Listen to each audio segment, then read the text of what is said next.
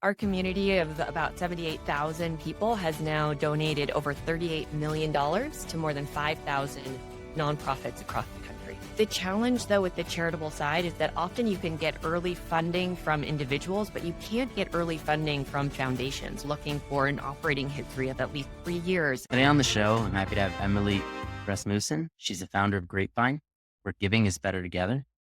So, Emily, this is actually a nonprofit. How many donations have moved through the organization to date? Our community of about 78,000 people has now donated over $38 million to more than 5,000 nonprofits across the country. Wow. How many employees does it take to run the organization? We have 8 full-time employees and then a really wonderful, extensive crew of consultants, part-timers, and agencies that help as well. When did you actually found this business? We launched Grapevine in March of 2020, but there were a couple of years of exploration and failed experiments and thinking that happened prior to that. So, you are pretty much an expert now at building social impact organizations. How does somebody go about actually building an organization?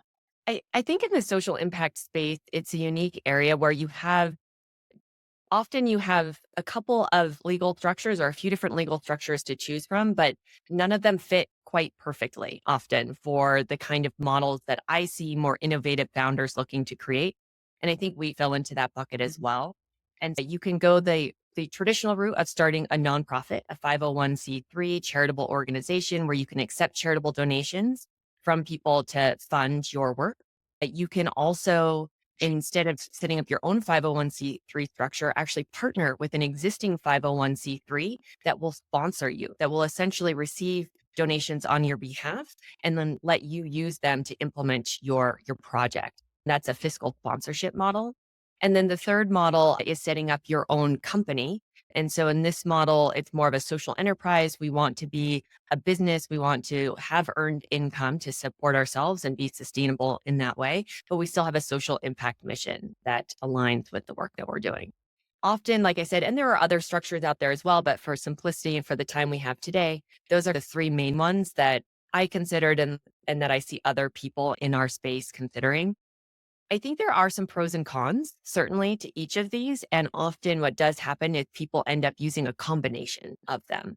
And that's what we did. We ultimately launched Grapevine with a company. So it is a social enterprise, a C Corp organization.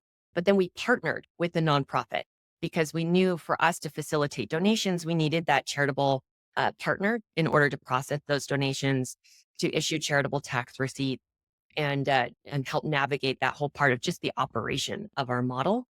As we continued to grow, though, we quickly outgrew our nonprofit partner. It became clear that we needed to set up our own nonprofit structure. And so we went through that process as well. And the beauty of this hybrid structure is that you have the best of both worlds, but you also have complexity that you need to deal with. So I'm happy to dig into that a little bit more if you'd like, but that's the high level on the different structures I think that most people consider in this space. And even the complexity on the customer segment itself, right? The nonprofits and then the donors are somewhat unique. Yeah, absolutely. And I think that's where, if you are considering starting a social impact organization, I would start with who are the customers? Who are the people that you're trying to attract to your organization? And then use that as your guide in thinking about what kind of structure makes sense for you. For a lot of people, when they're starting something, they're thinking about how can I get funding to support this work? And often, if it has a social impact lens, you're thinking about, okay, what is the social, who cares about this impact? And then how can I get funding from them?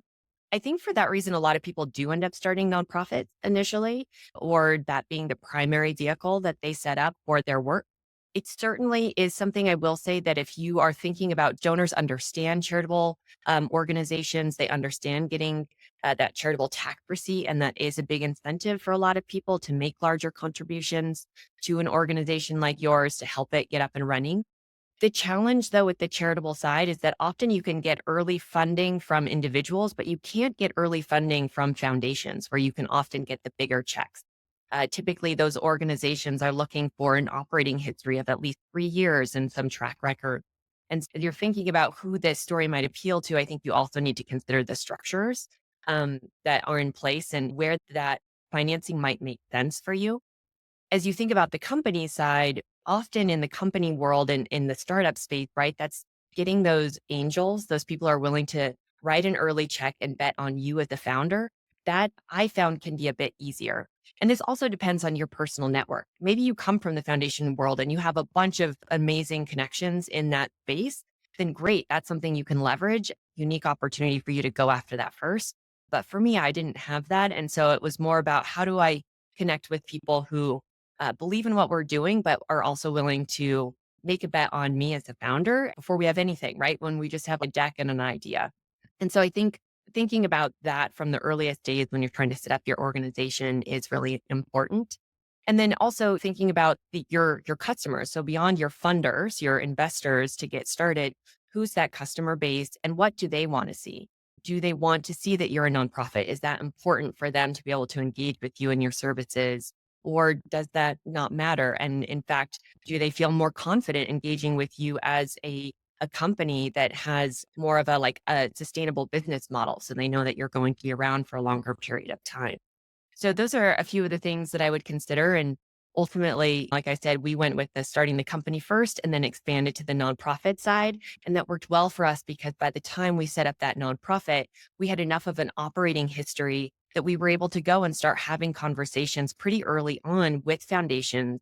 And we're able to receive grants from Fidelity Charitable and the W.K. Kellogg Foundation and others that just wouldn't have been possible for us to get access to in those earliest days of our work. What have you actually found your customer wants to see? What our customer wants to see? That's a great question. I think part of the challenge with having a hybrid model is there is opportunity for confusion. And so we are very clear about having two organizations and why we have two, but it can be a bit confusing to to share that with everyone up front. And so what we tell people is that we're a platform, we're a company, a for-profit platform, but our business model is tip-based, right? We're a free platform. So I think for our customer, for us in particular, because our model is about pulling people together in communities to donate into a shared pool and then collaborate to decide where to give a larger collective gift, people are really interested in making sure that their donations that come through our platform, that the majority of that or the entirety of that is getting to the nonprofit at the end of the day. And in a way, what we found is they almost don't care about the legal structure and how it all comes together so much as they care about are all of my donations or the majority getting to the nonprofit. And I would say that being, yeah, that probably being the main one, just that key piece of it. Oh, I guess, and the second one, can I get a charitable tax deduction? Which for that, we really always needed to have a nonprofit structure in place.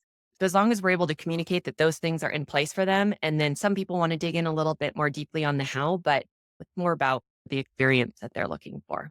And on the path to building this business, entrepreneurship is not easy. What are some of the struggles in your family success story? So many. They continue. We're constantly running experiments and most experiments fail. That's the way it goes. That's why they're experiments. But one that jumps out that really set us on this path is initially we had this idea of helping everyday people give more purposefully. That's always been a core part of our vision, our goal. But we had this initial concept where we would have an expert guide and curate a fund of nonprofits related to a particular cause, for example, that people could then give to. And so, for example, I think we had a fund around, there was a fund around animal welfare at one point. I think we had one around the environment. And in this way, we were trying to connect everyday people with access to an expert to help guide their giving around a cause that they cared about. Because we found that often it was only those people who had much larger amounts of money who had access to such experts and could get that guidance and give confidently in that way. What we found, though, is actually pretty tough to get people to engage around those experts. And the questions we kept getting were pretty skeptical. It was like, who is this expert? Why should I trust them? Where do they actually give? And out of that came a conversation with people about what they were looking for, which is they wanted to know what other people like them were giving to. And they wanted to know that they were actually giving, not just telling them that they should give to that thing. And so anyway, so those were some early experiments we ran where we just weren't able to get the traction and the buy-in from people around that model. But it led to this realization that, hey, if we build something more community-based where peers can come together and collaborate to give alongside each other, that might just work. we launched Grapevine with that in mind. And ultimately, through that process, actually, a fair number of giving circles who had been doing this exact kind of model, but very grassroots on the ground in their communities, discovered us and reached out. And so that's where we realized, oh, we're not creating something entirely new, of course. We're just discovering a need for this existing movement that hasn't been supported. And we can now support them and help them really grow this overall movement. And I'll just close by saying that this movement has continued to grow significantly over the past several years, to the point where a report came out in April that showed that giving circles are now the fastest growing form of philanthropy. They have moved over $3 billion and engaged over 370,000 people. Pretty exciting traction. If any of our listeners wanted to join the movement and get involved with Grapevine, how could they do so? www.grapevine.org. Check us out. Find a giving circle for you. We have about 1,200 active groups in every state across the country and many other virtual ones that are cause focused.